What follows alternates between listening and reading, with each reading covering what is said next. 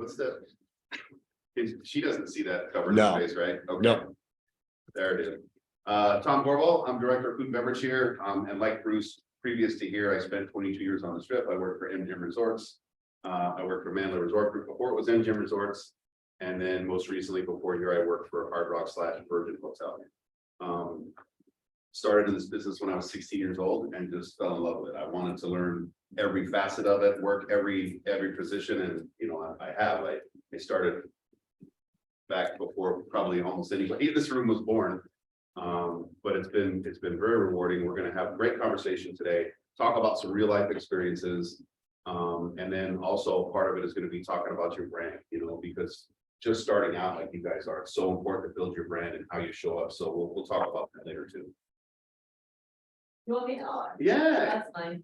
So Sherry Sosa, I've been on the board, I think, 5 years now. It feels like, About that. yeah, it feels like that late, but I started, I'm actually here to see Mr. Gorball and my colleagues, but one of my first jobs in the industry was just across the way here. And what was the reward center, something different now. It's the cage. It's a cage Yeah.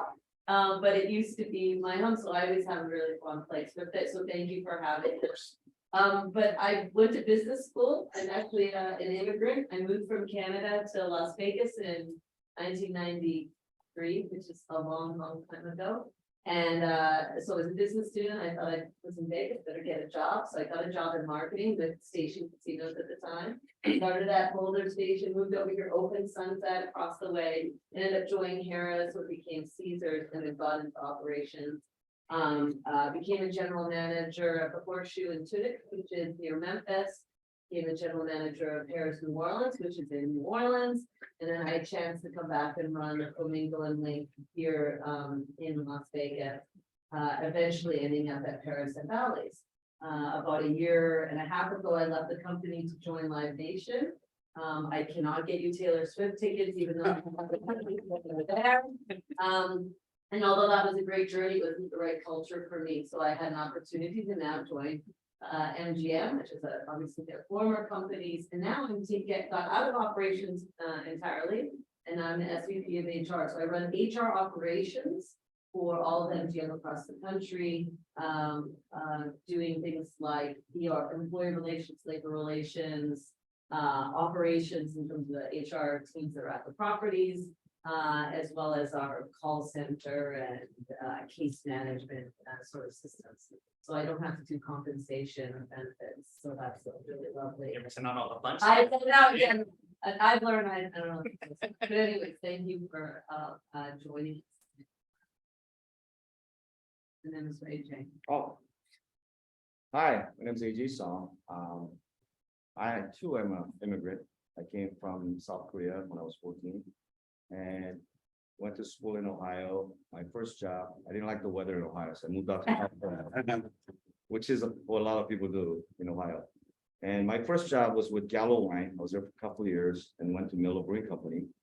And I was there for about 8. And then Pepsi brought me out to Vegas. So I was with PepsiCo for 18 years managing gaming channel. So we covered the whole country and I had a team of 7 people that signed the contracts and I worked with Sherry closely. And then about 4.5 years ago, I decided to take the jump because, you always wonder what would it be to be on your own. So I made the jump and become an entrepreneur and start a couple of businesses. So my latest project is actually co-working space. I'm in the process of opening 5 co-working spaces in Las Vegas. And don't worry about this because I'm under the weather, but I don't think I'm contagious. I just want to take a precaution. Oh, thank you for that. Of course. So co-working space is kind of the next iteration of what the office space work environment is. As you know, the pandemic really changed the way we work and interact with others. So this is kind of a hybrid between working at an office and working at home. So imagine a huge space like 25,000 square feet is self-divided into multiple offices, and small to medium to large companies can come and rent by day, monthly, or yearly. So the benefit of that is instead of being in your own environment, you get to interact with other companies and create other opportunities. So we see that as a future for the next 20, 30 years. And I'm associate board member and associate board member for, I don't know, about 4 years. Yep. 5 years. And I'm very happy to be here and I love meeting you guys and interacting with you guys. You guys are the next future leader of this city as well as this industry. So we're very happy and pleased to be with you guys. Thank you for being here. Yeah, awesome. Why don't we just do a quick intro just for the benefit of the room, just who you are, what you're studying, what your focus is, when we start. I'm Yvette, and my focus is on events and food and beverage. As well, my focus is on food and beverage. I'm Layla, and my focus is also on events. I'm Crystal, and I recently switched to the focus on food and beverage. Kyle, my focus is innovation. And my name is Tony. I'm also came up with there for that. I'm very awesome. Also doing the data restaurant. My name is Randy. I'm looking into either restaurant management or food and beverage. My name is Diana and I'm looking into food and beverage, but more specifically like the pastries and bakeries sound good. So you love this part back here Yeah. then. Great, great. All right, so why don't we kick off? So like I said, truly informal. Again, we have some talking points, so we'll talk through, but really trying to create more of an engaging opportunity here. So why don't we start off and we kind of broke it down into ABC. So A, we're going to focus on awareness. So when you think about the opportunity that you have, I'm gonna throw this out there right away. You guys have such an amazing opportunity to have access to things that regular people don't, right? You have been given keys to not only the behind the scenes environments in a lot of these places, but also resources and professionals that have been in the same exact spot that you've been in. Like I said, I started off as an unpaid intern.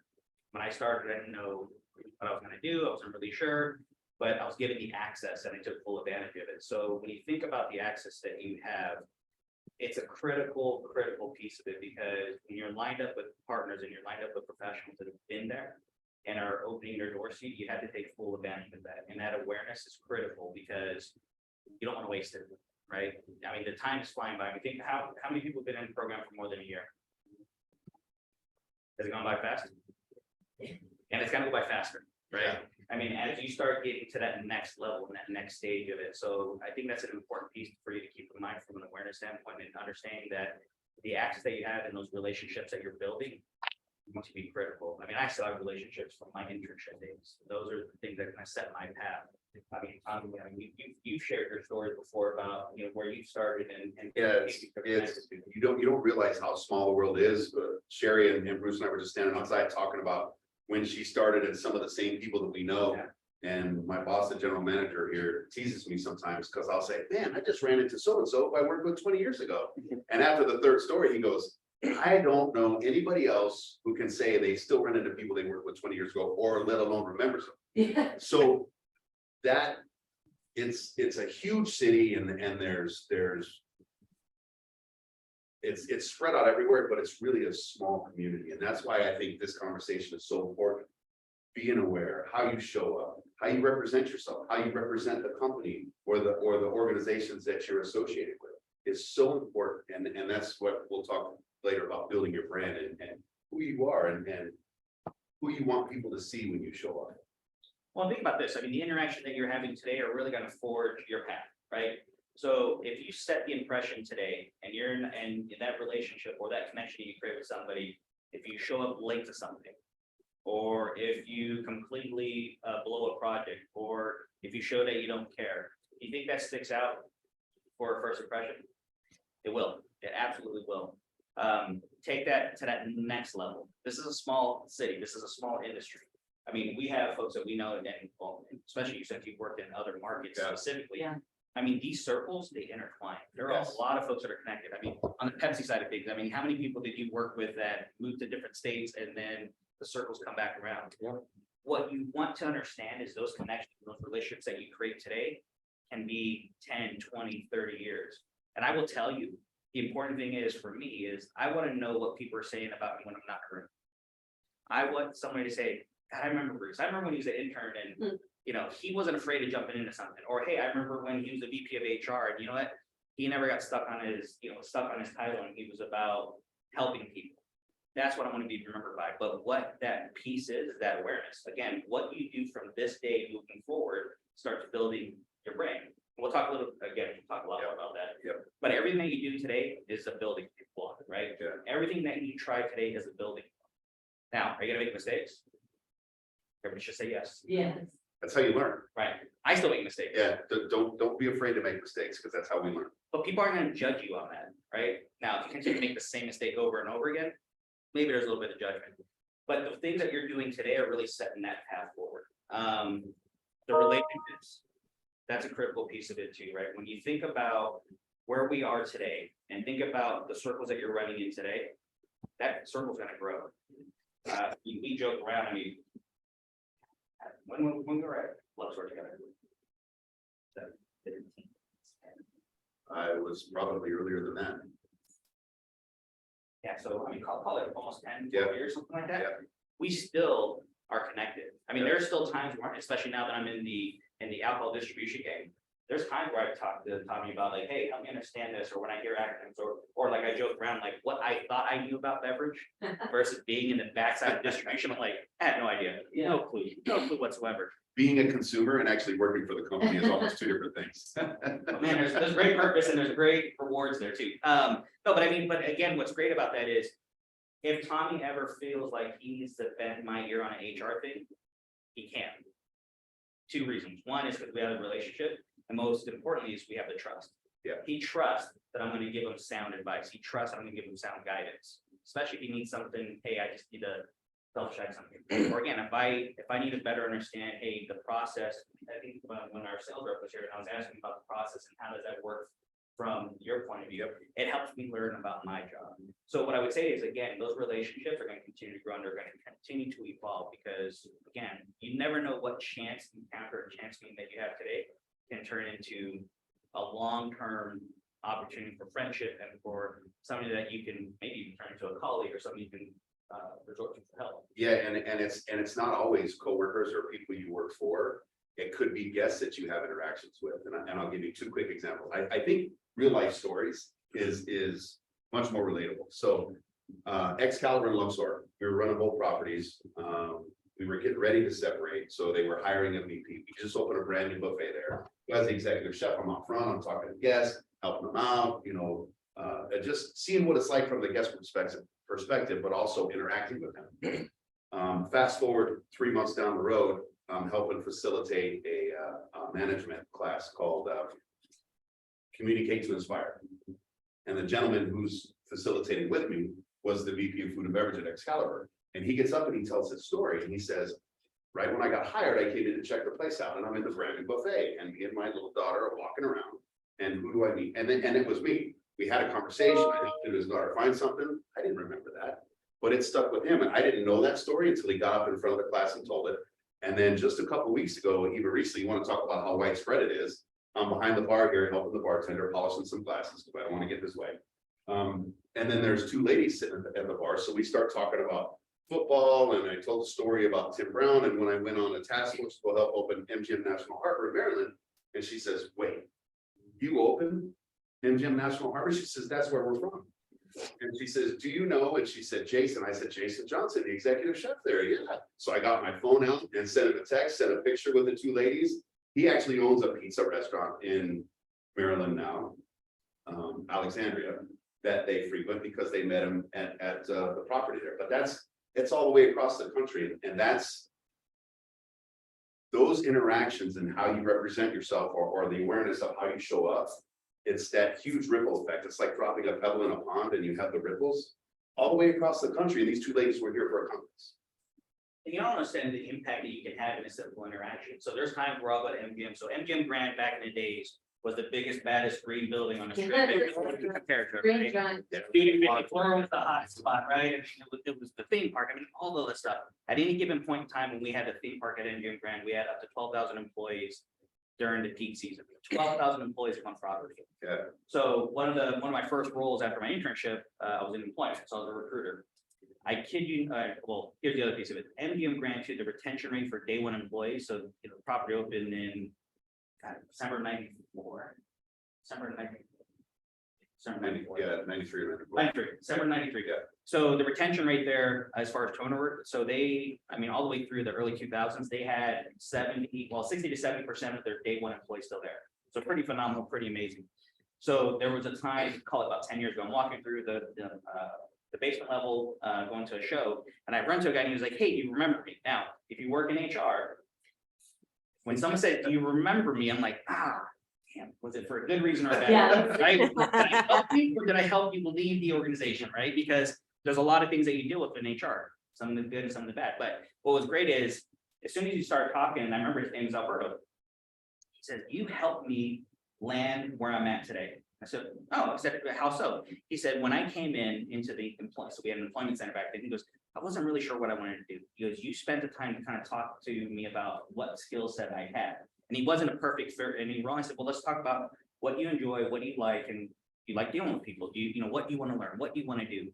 And he says, that point started me in my career. And he goes, "Now I'm like the head server in craft steak." And I was like, that is amazing. But again, it was one of those things, that simple interaction, he remembered me. Now, I dealt with a lot of different people, especially think about this in an employment center, a lot of people. But that interaction was his starting point to his career. And, and he's telling me he was able to provide for his kids were going to college, and he was like, I'm so grateful for that conversation because that made an impact. And the ripple effect, I mean, it shook the rest of his life and put him in a position where he's very successful. Now, And there's a lot of examples of that too. When I was a chef at the Luxor, I had an on-call broiler cook in room service who was kind of struggling. He wasn't happy doing what he was doing, and it affected his work. So we had a couple conversations, and then he left. Fast forward a couple years later, we're at a chef event. He shows up, and now he's a room chef of the employee dining at Aria, Shedrick Brown. And he says, "You may not realize that 10-minute conversation we had, where I basically told him, get your stuff together, changed how he looked at it, and he wanted to do better, and then he did better for himself." So it's just every conversation you have, and not to put more pressure on you guys than you already have, but every conversation you have could have that effect on somebody. And that's why, again, starting with the A, that awareness is so important. yeah. Can I offer a thought? I think it's super important about those relationships. And I have this, we all have similar experiences. I'm sure where you're like, wow, like, those moments made a difference. But I also think about it in the opposite sense of what would I go back and tell my 20-year-old self? Because as I look at each of you, I think about you're figuring out who you are. I remember in my 20s, I was figuring out who I was gonna be, what, you have all these influences. You have us talking to you, you have family talking to you, you've got teachers, you have your peers, and there's all these influences pushing at you. It's like the universe is trying to evolve you and you're unsure. And if there's anything in those moments, what I think what the fellows are describing is there's a couple of things that become more important to you, right? You want to influence people's lives for the good. You want to give them energy. You want to meet people and develop relationships. Like what's important now for you is to establish some pillars that you can say, I know this is what I want to be. So that when all of these influences, good and bad, come along, you're prepared to be your best self. Yeah. Even though you may not be the same self 30 years later. I mean, none of us 30 years later or anything, I'm not aging anyone here, but right, we're not anything of what we were in our 20s, right? And that's where you all are at, right? You're still figuring out who you are, and that's okay. Like, Yeah. don't be afraid of that, but make sure you set personal guidelines of what's important to you, so that as all these influences come around, when you are ready to have those moments, that these will last, these relationships will last a lifetime. That you'll always go back and Bruce says it exactly right. You look at someone's face, was it good or bad? I can't remember. Right. Yeah, bad. I remember that now, right? Right. You have more of those good moments when you look at people's faces, and frankly, when people look at your face, right? Oh, I remember that person did some good work, and I was influenced by it. The pillars, because it's hard, right? You're still evolving. And, I think that's an and, important part of the awareness. Yeah, That it's okay to evolve and make mistakes Yes. and. and if you look at the three of us and how many different jobs and it continues to evolve. Yeah. But I think to Sherry's point, you're basically talking about your core values, who you are as a human being. Not as a pastry chef or as a innovative restaurant manager, you know, who you are as a human being and how you show up. It doesn't matter what job you do. It doesn't matter, you don't even have to, and I think I shared this with some people before, when you think about it, the true definition of a great leader is. If they don't have a title, people still follow, so you don't have to have a title to be a leader. There's been a lot of coworkers, that I've worked with, I've got a gentleman back here that I'll introduce to you guys later too, who comes in and preps everything for this room. He's the backbone. Nobody sees him. They see the chef at night when he table touches. They see the general manager when he table touches or when they come in, but he's the backbone. And he has an effect on this outlet, but on top of that, who he is as a person and his core values, you will never forget when you meet JJ. But yeah, I think that's super important. Look, it's about starting to say, who do I wanna be? Yeah. And then start crafting yourself, right? It's hard to do. Cause you have so many influences, Yeah. and you don't know, and I don't know, really what you all just said. Oh, I'm thinking about food and beverage now, right? I'm a little disappointed when it's HR, with two HR people in the room, but that's all right. HR's everywhere. Yeah, right, but everywhere, but it's hard to do, but deciding kind of where you wanna go, creating a North Star. You're gonna maybe be a little northwest sometimes, or a little northeast sometimes, but to have a North Star of what you wanna be and what you wanna stand for and what you want people to see you as, which I think kind of gets into the branding conversation. Who do you wanna be? It's important because too many things influence us easily. Right, all of a sudden you're like, I need to pay a bill, so now I'm gonna do something over here and I'm gonna get away from what my core was, and you start making decisions that maybe bring you down the road. So I don't know if you wanna talk, any of you guys have great opinions on branding and what that looks like. Yeah, I think that's a great segue, and I have a story that kind of touches on the awareness, but also the branding piece of it when we talk about that, because it's a huge area of opportunity. So again, intern at MGM, and my expectation, like, all right, I'm gonna go and I'm gonna make some copies, put some things on a wall, whatever, which wasn't the case, right? They got me fully immersed. They're like, we're gonna put you in everything that you want to be involved in. I'm like, great, take full advantage of it. So one day I'm in the hallway, and ironically, I am putting something on a board or something. So Danny Wade, who at that time was a property president CEO for MGM Grand. So this is a guy that's making $1 million decisions on a regular basis. So Heather Orwood, who's with me, she's like, hey, here comes Danny Wade, I'm gonna introduce you. So I'm a young kid, I'm like 20 years old. I'm like, oh my God, here's my moment. So he comes up, I'm like, hi, Mr. Wade. He's like, please call me Danny. I'm like, okay. So we hold just a random 15-20 minute conversation, just kind of shooting shit, right? Just general normal stuff. So it was great to meet him. I was like, oh my God, this is really cool. I got to meet somebody that at that level, which, didn't normally happen, whatever. So about 2 weeks later, I'm in the same hallway, I'm by myself, and I can't remember when I was setting something up, and I see Danny Wade coming by. So I'm like, here's my moment. I'm gonna say hi to Danny Wade, right? So he comes by and I was like, hey Danny, how you doing? He goes, great, Bruce. I'm like, you remember my name? And then he proceeded to have another about 10-15 minute conversation with me and still recalled some of the things that we talked about 2 weeks ago. So here's what was mind blowing. I'm an intern. I don't have a lot of life stories at the time. I don't have a lot of exciting stuff. I'm not in these multi-million-dollar discussions or decisions with them. But here's somebody that's doing that took the time to have an honest conversation with me 2 weeks before, and then was engaged enough to recall some of it 2 weeks later. What stuck out to me and still sticks to me to this day, I don't care about titles. I think titles are an excuse. I think titles are something that people lean in on for all the wrong reasons typically. Most strong leaders will never tell you what their title is. Most strong leaders won't lean on that as you must respect me because of this. What they're going to do is they're going to earn your respect based on the way that they treat people. They're going to earn your respect based on the decision that they make and they're driving for the greater good. So Danny Wade was a perfect example of that. I mean, this is a guy that, again, was top of the chain and he treated me like a person. That's all stuck out to me. So like, you will never hear me say, oh, that person is just a GRA. I mean, we see here that all the time. I'm like, you need to understand, similar to the prep cook in the back, the GRA function or housekeeping for hotels. If that crew's not there, hotels shut down. Yep. If the hotel rooms aren't ready to be put out to the guests, Those hotels don't exist. People need to understand it. So it used to drive me nuts when someone would say, well, they're just A. I'm like, they're not just A, they're part of the team. They're a critical point of our business.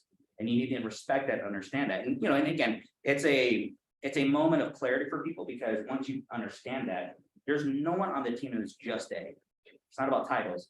It's not about, you know, it's not about if something happens to that person, it doesn't matter. It all matters. It all makes a difference. So from a branding standpoint, to me, that jumps out, because when I thought about Danny Wade from that point forward, and I still tell the story to this day. This is from the summer of '97. And it's still one of my go-to stories, because those that impacted. It really shed light for me, like what was important and what really started defining great leadership.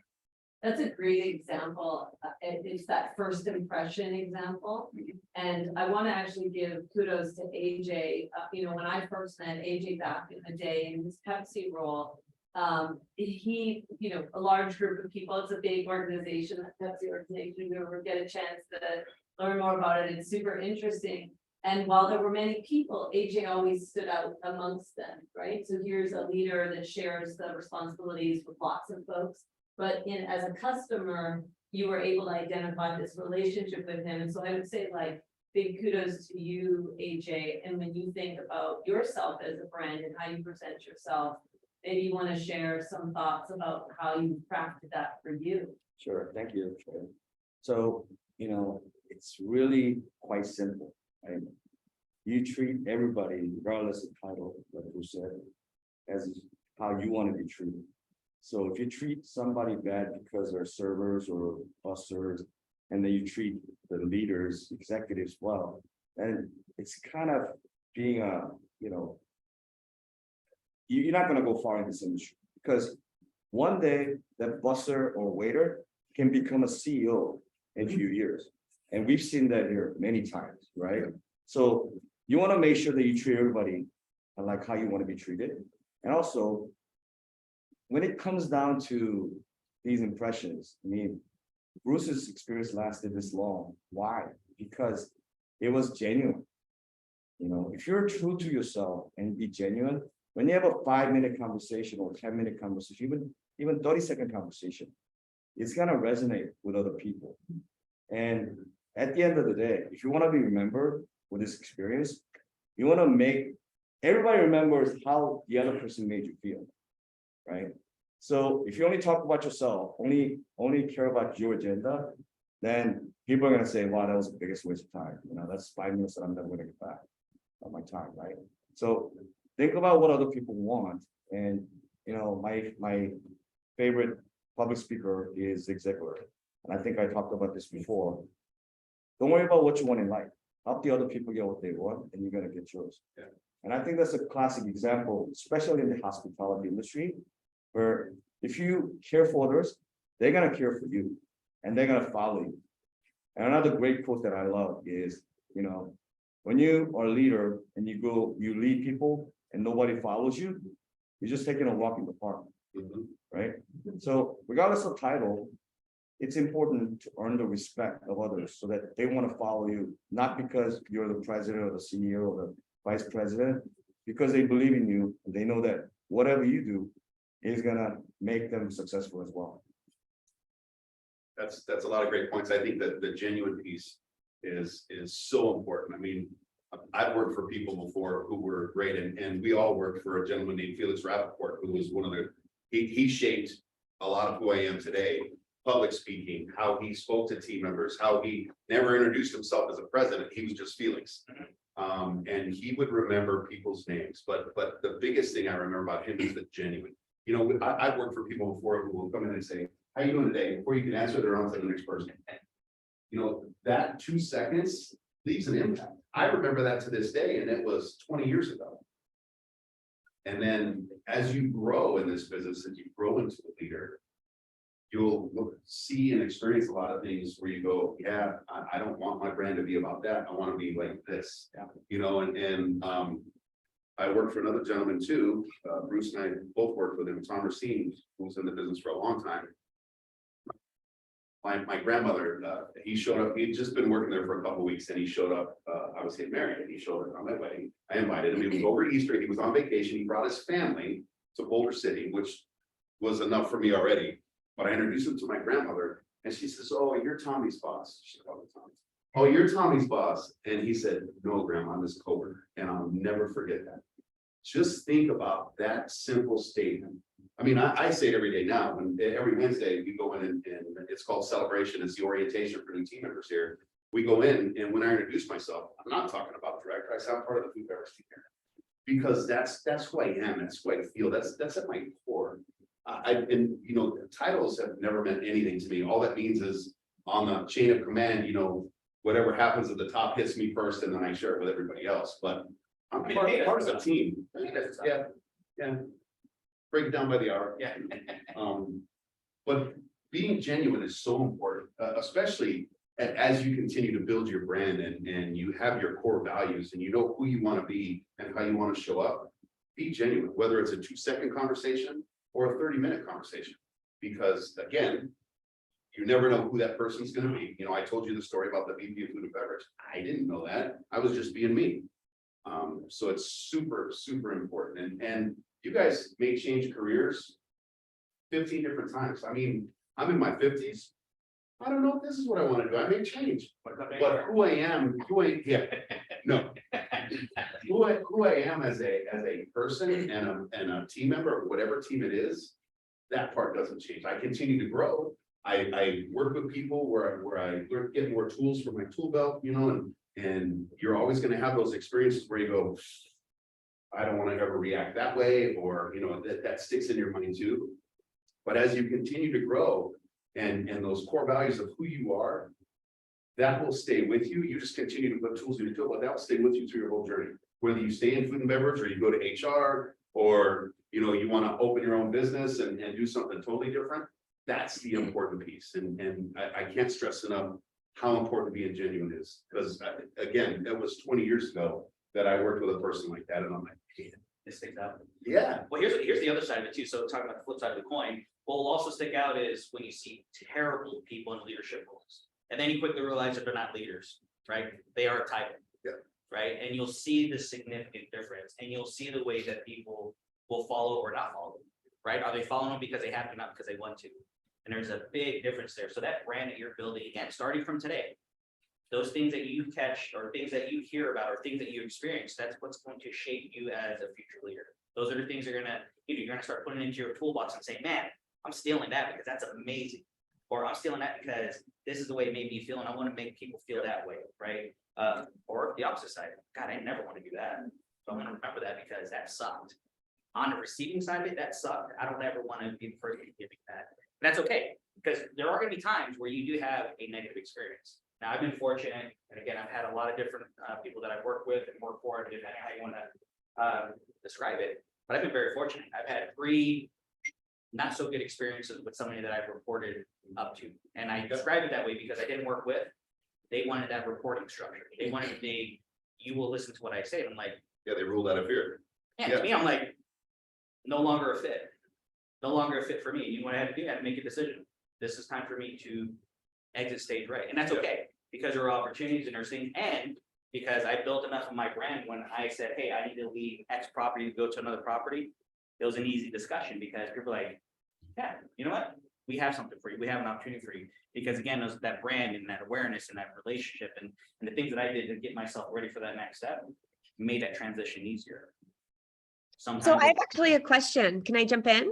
And this is to you and to all the students. So obviously we're talking very much, it's easy to talk, yeah, what you're going to do as a leader when you're in that top position.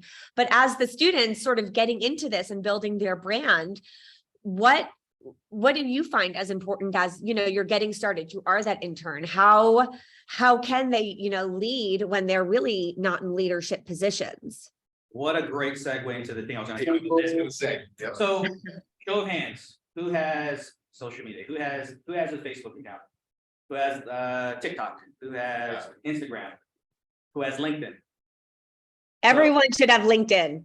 They all raise their I can't see, I can only see a vet. No, so here's what I would say is everything that you do, people are watching. Everything that you do, everything that you've done since getting into any kind of environment where it's competitive. Anything that you started doing, you know, whether it be sports, whether it be school, whether it be ECF, everybody is watching. right? Everybody's looking to see, what are you doing? What are you about? Who are you? What do you want to be? And everything that you do from this point moving forward starts to shape that, right? Starts building off of that foundation, starts building that block. I say with my kid, I'm like, you have to understand anything you're putting out there on Facebook and Instagram and all that stuff, it lives forever, Yes. right? Make no mistake of it. Even when you think you delete it and you think you've talked to everybody to delete it, someone's taking a screenshot of it. Does And this that's- all sound familiar to you guys? Have I said this before to all of your high school presentations? But I'm not lying. I've got real life examples. When I worked at a property that was a manager in a wedding chapel who had vented on her social media page about clients that were there that day, it cost her job. It cost her job. But to Melissa's point too, you don't have to have a title to be a leader. All of you who are in the workforce now, I know you, if you're brand new in that workforce, you probably have coworkers who you look to them because they train you, because you like their work ethic, they're good at what they do. Those people are leaders.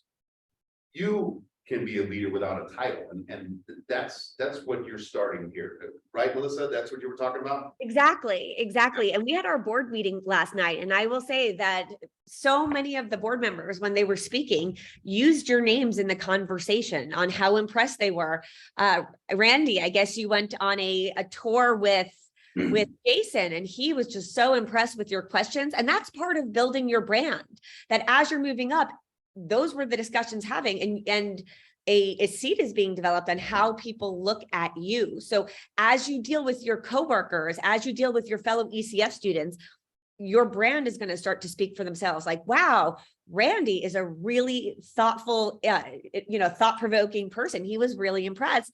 And so just keep remembering that the questions you ask, the crucial conversations that you have, if you have a disagreement with a coworker, how do you go about handling this? Do you get in an argument? Do you ignore them? Do you plot revenge? I'm not really sure. I think Chris is doing the long-term revenge plan with me. I'm just teasing Chris. For some reason. But how you treat your coworkers, that person can become your supervisor, or you their supervisor. They're going to remember how you made them feel. So you might think, well, I'm just getting started. I mean, am I really in that leadership position or creating an impact? And you are already creating your brand because people are speaking about how you made them feel. Well, and again, that's outside of your presence. Going back to what I said earlier, right? What are people saying about you when you're not around? That's defining what your brand is, right? Because you can go up there all day long and say, this is who I am, this is what I'm about. Do people believe it? Do people hear what you're saying and say, yes, and here's our example? So, Felix Rappaport, passed away, unfortunately, but, even when he was around, we didn't call him and say, hey, we're going to talk about you today. We just talked about him, right? That's a big deal. So to me, like, when you can talk about somebody outside of their presence and you have great things to say, that's their brand. And vice versa. If you talk about somebody when they're not around and you say something like, yeah, I heard that was a jerk, that's your brand, whether you believe it or not, right? You guys heard perception, reality. Yep. You don't always have to agree with it, but if that perception's out there, that's what people are saying, that's what people are thinking about. So to Melissa's point, like the things that you're doing today, all of that starts building that, right? Think about, younger in our careers. There are things that we did that were great. Man, there were some things that we messed up. There were some decisions, kind of going back to what you're saying, Sherry, like going back and saying, man, I could do it over again. Would I do something different? Maybe, right? Well, what do Or you do when you mess up? I just cry and leave the room. That's what I do. Just give up. Yep, No. I go in the corner and I, fetal position. But no, from an HR perspective or, a student perspective, you mess up. What do you do? Yeah, I think that's, so here's the thing. Again, we're gonna make mistakes, all of you. If you haven't learned that yet, something's gonna blow up in your face. But you have to make those type of decisions. You have to take those steps to continue to move forward. It's about how you recover from it, right? So something's gonna go wrong. Are you giving up? Are you looking for a solution to get around whatever the obstacle is, where that barrier is? Are you looking at the resources that you have available to you? Are you looking at somebody's previous experiences? What are you doing to get past that? Because today it's easy to quit, right? If something goes wrong, it's easy to give up and say, screw it. I don't want to do it anymore. But are you challenging yourself and saying, I'm going to take what I know today, or I'm going to take the opportunities that I have in front of me. I'm going to take the resources that I have available to me, and how can I get past this? Because I will tell you, the opinion of somebody that just quits and says, I give up versus, hey, I watched that person struggle through that problem and figure it out. That's your brand. Goes a long way. And it happens, and it's going to happen. It still happens to me. I think it's also important to understand that if you make a mistake, don't blame others, take the responsibility. And also learn from that and don't make the same mistake again. Because I think that's the key. Yeah. And then we talked about leadership. To me, leadership is, some people are born leaders, but some people also need to acquire that leadership. So when you go, four of you guys go out to a movie and they say, I want to watch this, but I want to, it's a sell job, right? So you have to sell yourself. But the most important trait to have is trust. You got to build the trust for them to believe that you are a true leader and that decision you make is going to benefit everybody. So I think inspiring trust is very important to being a leader. And how do you do that? Well, again, going back to being a genuine self. Yeah. And taking the interest in other people. I think you're gonna inspire trust there. There was something that you both said that I thought was really interesting. You talked a little bit about being genuine and bad leaders who may have a personal agenda. Like you said that, and I think maybe you talked about the genuineness being about, not being about your agenda, about what others need, right? Being a selfless leader or putting, servant leader. That was the word I was looking for. Thank you. But I think it's important in this room to think about, whether it's your opinion about something and whether that comes out in social media or if it comes out because of our political environment, whatever it might be. But understanding the difference between this is my agenda, I want to get more people to become this. I'm making this up, right? Democrats. I want more people in my world to know that this is unacceptable and how that can or cannot be separated from your work life and what the people around you that you may be working for, what do they need? Do they need to understand that? Is that a personal agenda of mine or is that a work agenda? And that's some clarity back to your kind of North Star. These things can be important to me, but maybe it's not something I bring to work, because I think this generation, you're in a really tough spot, right? You want to bring your whole self to work or wherever school or whatever group you're in. But sometimes there are parts of, and we're accepting, the world is saying, we do want to accept you as your whole self. But then we say, wait, But not that part. we want most of your whole self, but let's not talk about this or that, or in some cases, what you did on the weekend, right? And it's really complicated. It's super hard to figure out and navigate that. And that is part of your journey. Go back to the North Star, realize it's not an agenda about yourself, and start saying, I also need personal space, right? I need to be able to say, this is what my family and I do, and that's private. This is part of my world that's private, right? What we're looking on social media is that person's agenda. It might be a financial agenda, it might be a political agenda, right? And you have to remember that not everybody else's agenda is yours, right? So if you go back to that North Star, you're genuine. I think just trying to pick up on some of the things we said. You're genuine, you recognize you're a servant leader, there's other people. I think you can navigate that a little bit easier, to be able to say, what do I want to bring to my workplace, my group, to ECF, to whatever it might be, because it's great and it's hard and there aren't rules. It's the only thing you can control. Right, we were just talking about this. There's a lot of bad leaders, bad, good, bad, difficult. Only thing you can control is yourself. How you accept it, how you navigate it, how you communicate it. And I think we were going to talk a little bit about communication. Well, and just on that note too, though, so a couple of things on that. So when we grew up, we didn't have social media. No. We didn't have the access to all the things on the internet. I mean, these amazing computers that we deal with every single day. I mean, back in the day, we had a flip phone, right, or a pager. Back in the day. I had a pager when I worked too. I did, I had a pager. Pager for high school. So, We had dirt roads and out.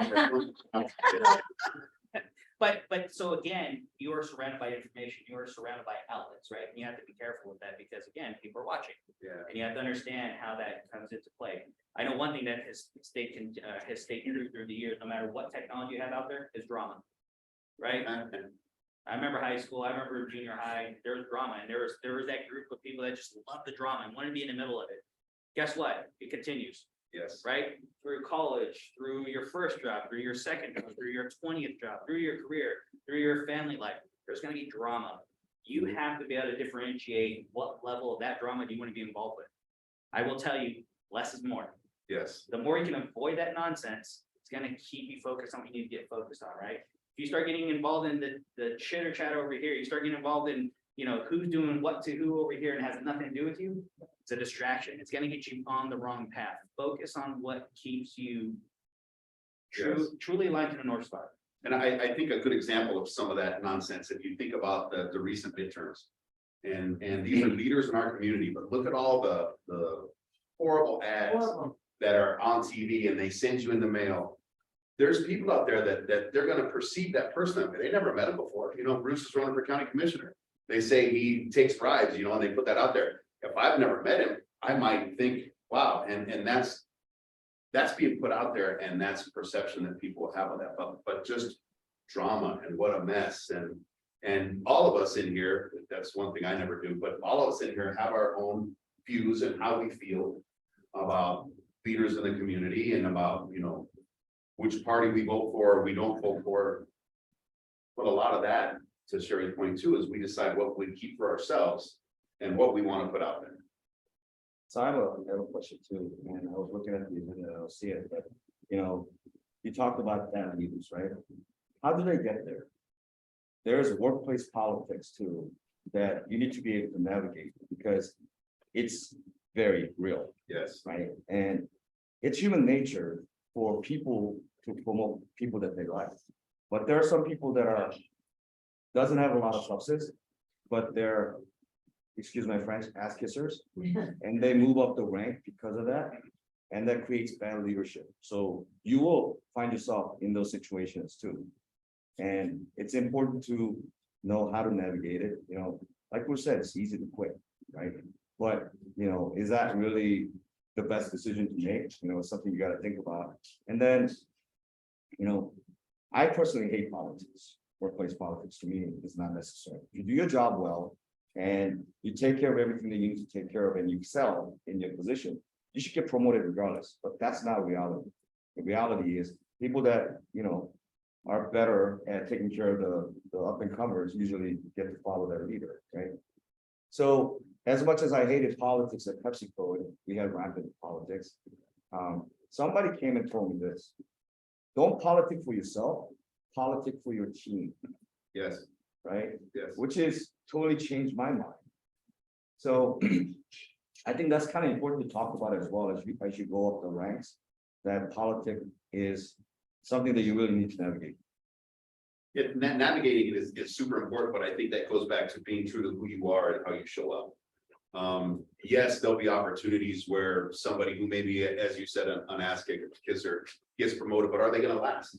If they're not the hardest worker, if you're true to yourself, you show up every day and you represent the best of you and you're genuine and you do the job, that's gonna eventually come. I mean, at 16 years old, I was scrubbing pots and pans. By the time I was 19, I was a sous chef in the same kitchen. The hard work and showing up and being true to you and having those core values and people, whether it's a 30-second interaction or a 30-minute interaction, people getting that feeling from you, that will help you get to where you want to go.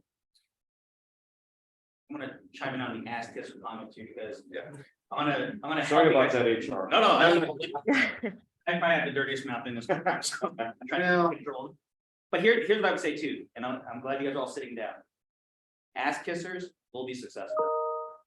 You are gonna see examples where someone just sucks at their job. Yeah. And they are in the right circle, they're kissing the right ass, and they're still sticking around. And it's gonna be frustrating. It's gonna suck. You're gonna be like, how in the hell? But it goes back to what I've been saying. What are you gonna focus on? Yes. Because their trajectory, their positions that they're in has nothing to do with your path. Yep. As frustrating as annoying as it's going to be, as irritating it's going to be, as much as the person sucks, what does that have to do with you? Unless they're your immediate supervisor, don't worry about it. If they're your immediate supervisor and you're realizing it's no longer a good fit, make the change. Don't be the victim. Yeah. Make the change. You have control in how you react to things. We're all who we are. I mean, like, we're not changing what our beliefs are. Right? You guys all have strong rooted beliefs in a lot of different things, whether it be family related, personal related, work related. That's cool. I am never going to tell someone you can change somebody. Once you get to a certain point in your life, you are who you are. What you have the ability to control is how you react to things. That is, if you keep that kind of like in your focus, everything else will work itself out. But don't get hung up again in the drama. If someone sucks, let them suck. Work around them. Get past that. If you get stuck on their ass kisser, no one's gonna care. How do you handle that in a job? Yes, How do you handle a colleague you don't get along with? So, they're all working their way up. They can't just necessarily leave a job if they just hate somebody they work with. What do you do? Do you just deal with it? Do you approach them? Do you approach management? What do you suggest as part of, building your brand and being known as a solid human being? So I think it depends, right? There's so many variables when it comes to the interaction, right? Let's go extreme. If someone's threatening you, you should probably report that quickly, Yes. right? yes. If someone's just a jerk and doesn't say good morning to you, do you need to go see HR on that? Probably not, right? Or if so-and-so is sleeping with so-and-so and has nothing to do with you, and you're both married and they got 12 kids and all that stuff, does it impact you? Probably not. Don't get involved in that. That's not your story to tell. That's not your drama to get involved with. Keep focused on what you're doing. If something's impacting you directly, if you feel like you're being treated unfairly, have a conversation. Now, when I say that, that doesn't always mean, and Sherry, I think you'll agree with me when I say it, this doesn't always mean anything that you're unhappy about. Go to HR right away. Talk to your supervisor. Talk to your manager. Talk to your team first. Give them an opportunity to, because I will tell you, there's a lot of times, unless it's like harassment or something more serious, a lot of times when something comes to us, we want to make sure we give the team the opportunity to look at it. Have you talked to your manager? My schedule sucks. Sounds like it, but have you talked to your manager? Maybe there's something you can work out with your manager. Maybe there's something there that you're not aware of, or maybe there's something that it's a short-term thing. But coming to us, because typically the first thing we're going to do is we're going to say, well, I'm going to reach out to your manager. So if you haven't talked to them, you might want to do that first. Unless it's harassment or threats or something like that. But I would say it's just understanding that line or that way of communicating. Understand what's the appropriate route to go. You guys are actually very fortunate. You guys have amazing relationships with your mentors. Yeah, I was gonna say, you've got plenty of resources. If you're not sure about something or have a question, you've got a plethora of resources to reach out to them and say, hey, I'm struggling with this. Here's what's going on. And I'm kind of, do I react A or B? Yeah. You've got great resources. Would probably been in that situation more than once, who can guide you along. But the decision is yours. And most of the time, like Bruce said, you don't want to get involved in the drama. It's going to be everywhere. Yeah. It's going to be everywhere. It's too easy. Yeah, you focus on what you can control, which is who you are in here and how you show up every day. Those are the things you can control. And people say all the time, how are you today? And I'll tell you, when you get up in the morning, it's a choice. So I usually tell people, hey, I woke up this morning, so I'm doing great. Where it goes from there is up to me. And that's true. There's going to be drama that happens in your workplace or at school or in your personal life every single day. But how you react to that and how you recover and move past it will become who you are. You focus on you in here and how you show up, which are the controllables, because the other variables, as Bruce said earlier, you can't always control that. You can't control how other people are going to act. You can't control if the two coworkers are having an affair. You can't control if the buddy next to me, if Bruce doesn't do half the work that I do, but we make the same pay. You can't control that. All you can control is who you are and how you show up to every interaction, every moment.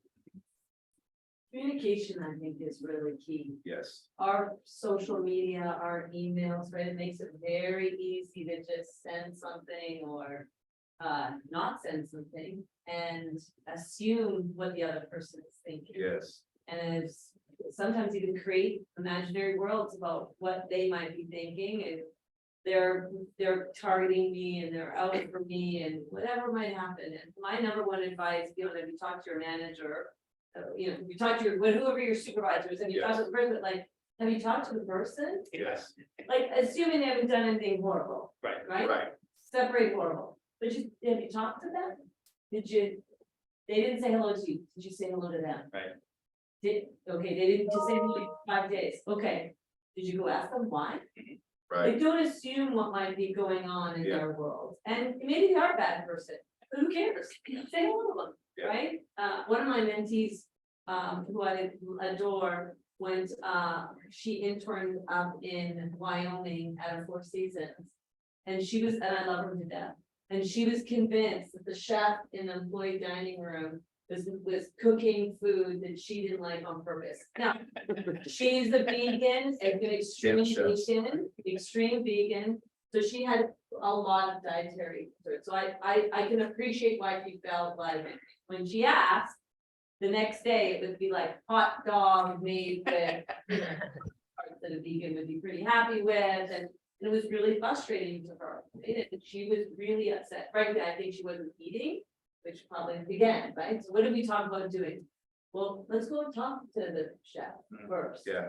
Let's just say, listen, I do have dietary issues. I understand that that's makes your world tough, but can we find, I don't know, something like vegetables not cooked in beef broth or whatever, like, can we come up with something to help? And, while it didn't make the relationship perfect, it made it better. And she ended up finding out that she didn't have to eat in an employee dining room, whatever they called it there, they called it something different. She could actually go to, she got moved into a place where she had her own kitchen. She got to cook her own food, and she was super happy. So, you just never know, and you can't assume that there isn't help out there, or that someone is really doing something that. And I think you touched on an important piece of it too. Communication, and in the day where it's faster to send somebody a text, even with all the emojis. Or a text is left up to that person reading and how they perceive it. Yeah. I mean, if I say, what's up in a text, it could be, what's up? Or it could be, what's up? You know, what's going on? It's left up to how you perceive it, and I don't care how many emojis you put on it. I used to have a conversation with an assistant executive of mine before, because we have a talk. I'd say, go talk to Bruce and say A, B, and C. And he'd send an email. I said, don't do that. Yeah. I want you to go have that conversation face to face, because body language and how you say it in eye contact will help that person understand what the message really is versus in a text. Because then, like I said, you know, it could be what's up or what's up. You know, it depends on the person reading it and how they perceive it. Yeah, tell gets. Verbal communication is important. Yes. But so many times we kind of hide behind the emails, right? Oh, yeah. Because we're so busy. It's really hard to pick up the phone these days to call somebody or to go say hi. And I think that's really important because, like you said, you know, it's how you read it. And a lot of times too, when you start getting into an email war, going back and forth, it doesn't do anything. Pick up the phone. Right? Pick up the phone or go say hi and say, hey, what's the real issue? How can I, you know, solve this thing? And yeah, and to your point, how many people send a text rather than call these days? We're all good. Yeah, So many. so My many. kids, I've got 4 that range from 38 to 18. Even with me, they'll send me a text before they call. And that's just because it's easier and it's what everybody does now. You know, and that verbal communication, and even more important to that is the nonverbal communication, you know, the body language and your posture, and you're making eye contact, if you're not. And I had a conversation the other day too, because to me, eye contact is so important. When I'm talking to somebody, I want them to look me in the eye. I want them to know that I'm being genuine, that this is who I am, no matter what the conversation's about. Some people aren't comfortable doing that, and it doesn't mean that they're not trustworthy, and it doesn't mean they're not listening to you. People have conversations and show up in different ways. And some people, you know, I again, the same assistant exec. When I would talk to him, he'd always be looking off over here, but that was him. Doesn't mean he wasn't, wasn't listening and wasn't engaged. So to just remember how important it is. You know, when you talk about communication is so important, because if we're not talking about something, you know, if you decide to wear that color sweater today, and we haven't talked about it, you show up and I go, man, why did you wear that color today? But we don't have that conversation, or before you come, or even when you show up and we have a verbal conversation, then we're on the same page. Or if I just send you a text, like I said, it's simple, but it's not simple. It's super important. Well, here's the interesting thing too. I mean, we just came out of the whole pandemic thing, right? So. I Yeah. mean, things shut down. Yeah. I mean, even when I started with Southern, I remember talking through the process, and they're like, so I started August 31st, and they're like, hey, so plan to work from home for the rest of the year. And I'm like, what? I'm like, no, I'm the HR guy, like, I like people, I wanna be around people, I need to be with people, so that was like, oh, I'm not ready for that. But we've also conditioned a lot of people, right? So think about Zoom calls are the more of a norm now. So we have to uncondition people to Zoom and get people, in my opinion, back into having face-to-face conversations. Zoom has become now, people just log in, they don't even turn on their camera. Yeah. Right, so it's how do we get people back to having real conversations? And I mean, to your point about the emails going back and forth, and to your point, AJ, emails going back and forth, it drives me nuts, like, I hate emails because I get so many damn emails. But I'll look at it, there's like a string of like 12 emails, and my simply is meet with everybody. Yeah. Get a group together and just talk it through, because this back and forth, the tone gets lost, people get frustrated, and then it just starts bad. And like, for the love of God, get the group together and talk it through. Probably get it knocked out in 10 minutes. What are we doing? But there's a lost art in that, right? Because the personal interactions, technology has made it easier to do, to communicate in so many different ways. There's so much value. I mean, I love being in the office because you know what I love doing? Having those ad hoc conversations. I love being able to pop in and saying, hey, what's up? Even when I worked in the hospitality industry, I hated being in my office. I'd rather be walking the casino floor, talking about food and beverage. One, because I wanted to learn. So for me, it's like, I'm gonna pop in and what are you doing? That sounds interesting. That sounds shitty. Why are you doing that? But again, it was learning, right? For me, it was all experience. We're in the hospitality industry. We're in the entertainment capital of the world. The thing that drives our city forward is people. The things that we do and interact with is people. If you're not comfortable doing that, you're not in the right industry. You're not in the right environment. You mentioned table touches earlier. You guys know what table touches are? It's a huge piece of it, right? There's something to be said about that. Takes 5 minutes. Walking through the casino floor. I mean, I've loved having walking meetings through the casino floor. One, because I love feeling the energy and the buzz. And I just love being out there and understanding, okay, what's happening in our environment. As you guys are getting exposed and as you guys are spending time with your mentors and going on the tours, and take advantage of that. Get the feel for everything that's going on. I liked you guys earlier, so I apologize. I'm gonna come clean a little bit. When I said I spent 21 years with MGM in HR, I lied. I did have 1 year that I was not in HR. I ran the slot department for swing shift at MGM Grand. And people were like, how the hell did that happen? Here's how it happened. Did my job in HR, right? Continued to know my brand. I was doing my thing, kept focused on the right things. The VP of slots, and then he's like, hey, why don't you come over and run my swing shift for slots? And I'm like, funny. He's like, no, serious. I'm like, what are you talking about? I don't know anything about slots. I'm the HR guy. He's like, yeah, we're about to change over. We're going from so back in the days, in the slot machine, it was coin in and coin out, right? We're like, hey, we're transferring over to Tito, the ticket system. He's like, your soft skills and the people change piece of it, I need that. I need that on the floor. I need that to help the team. He goes, we'll teach you all the technical stuff. So for 1 year, I ran slots for MGM Grand back in the days was the biggest property on the strip. I was responsible for swing shift. I tell that to people because, again, through the communication, through the brand, through the awareness, through the things that you're doing, you never know what opportunity may open up to you. And because the access that you guys have, it's cool to be focused, but keep it open too. Because you're going to experience some things where you're like, hell yes, this is amazing. Or you're going to go into something like, no, I'm good, right? That's okay. But all these things that we just talked about today, all that's going to continue to help you build your foundation and get you to that next step, that next level, that next opportunity. AJ, I mean, how many years were you with Pepsi? So 18 years. Where you started with Pepsi and where you ended, I'm sure there was a lot of zigzagging in between and different things that you did.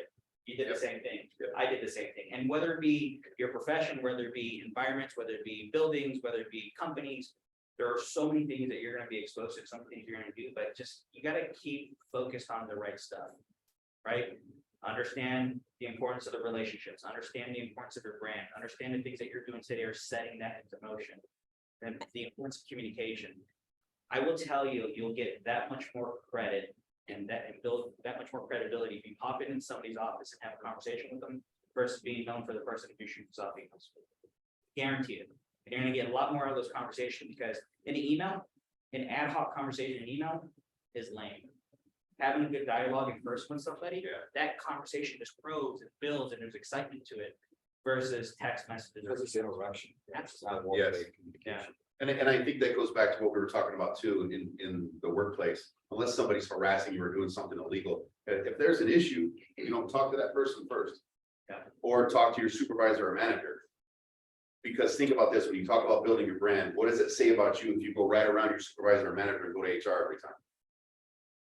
You gotta Well, I build. think also learn to have those conversations in a non-aggressive way. Learn Yes. to have a conversation. You don't need to take it from 0 to 10. And that's a really difficult thing to not, like you're saying, not just go right to HR. How do you say to that, and I want you all as students to think about that time where you were with a difficult colleague, a difficult manager. You don't want to become known as the common denominator that just goes right to HR or that takes things from 0 to 10. How did you come to a common agreement? People want to work with people they get along with. So I want to turn it to all of you as students and say, one, we're talking a lot about brand. Realize that your brand, when you get these jobs, how you get hired, how you get fired, how you leave a job, is really also representing other ECF students. When someone hires you, they're going to think, man, I want to hire all the ECF students I can, or wow, this kind of bit me in the butt. I don't think I want to put my neck out for another ECF student. So your brand is so much bigger than you. It's your mentor, it's future ECF students. But I do want to turn it to all of you, and I'd love it to have you think about, when was a time that you did sort of butt heads with someone, whether it was a colleague or a supervisor? Did you do the right thing? Did you, sometimes I just like to ignore things. What questions do you have? What comments do you have? What feedback do you have on, hey, did I do the right thing? Did I not do the right thing? Could I have handled this differently? This is your chance to ask people who have been in the industry. So I'd love to turn it over to all of you and just say, what comments, what feedback? Or does any of this resonate, or does it make you think of an experience? And I can only see Yvette, so Yvette, go first. Well, I'm actually taking an HR class right now for school, so a lot of what you said has resonated a lot with what I've learned in this course. Personally, I can say that I'm fortunate enough to work with a team that really knows how to communicate very well. We have staff meetings every 2 weeks, and we all have designated 5 minutes on anything that we need to bring to the table. And we really have a very open and constructive criticism kind of teamwork there. But I have worked in other places like Marshall and things like that where it wasn't like that. It was very much like favoritism. So it's really nice to see the difference. Well, even what you're learning in class, and whether it be an intro to HR class or finance or cater, pick whatever the topic is, what you're going to learn through the books, and depending on the professor is one thing versus when you get into the real world, right? Again, it's the foundation, right? You're getting a lot of the theoretical, but when you actually start getting into the real world and you start seeing how some of it applies and how some of it doesn't, you're like, okay.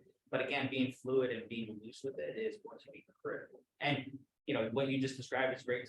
Just like we were talking earlier, you're going to start comparing things, and that's going to start level setting for yourself as far as what are you looking for and what's important to you, and that's going to start again continue to build out your path. That's awesome. Who else? And this is a safe space. I'm not gonna go out and put it on social media after this, I promise, even though Melissa's recording. All right. So, As I put it on social media, I can stop right here, actually. Is anybody having issues right now at work or school? Yes?